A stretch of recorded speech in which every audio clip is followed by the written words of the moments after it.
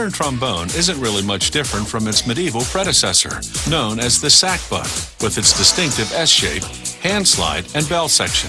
It's a blast from the past and a pretty loud one, but it can also sound smooth and mellow.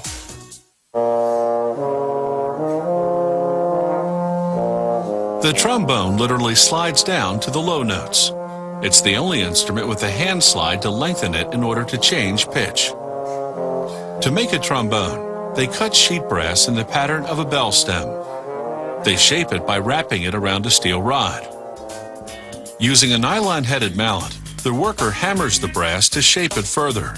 It takes just a few minutes for him to hammer out a rough bell stem form. He spreads open the stem slightly, so he can make small notches on one edge with snippers. Then, with a brass-headed hammer, he taps down the notches so they hold the edges together.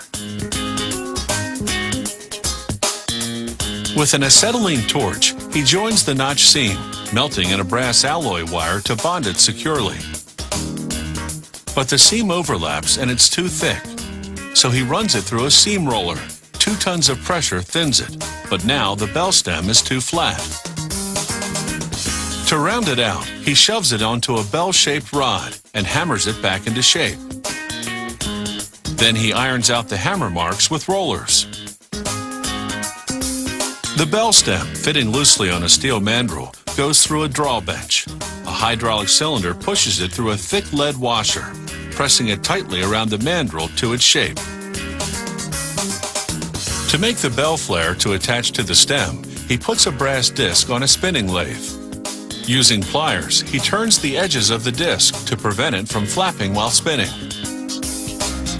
With a lever, he manipulates a scissor spinning tool, pressing it against the turning brass disc. This shapes the disc into a flare. Making a trombone flare is a delicate business and is the work of a skilled craftsman.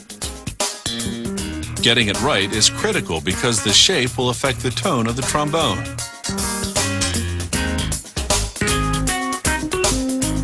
Next, with a torch, he braces the flare to the bell stem. The bell stem and flare now turn on a mandrel, while he presses against the seam with a wooden tool. This flattens the seam and gives the bell its final shape. Now it's time to make the tubing. A hydraulic cylinder pulls it on a mandrel through a die, stretching it considerably. In this way, both the diameter and thickness of the tubing are precisely controlled. Then they become ice tubes after they're filled with water and put in the freezer.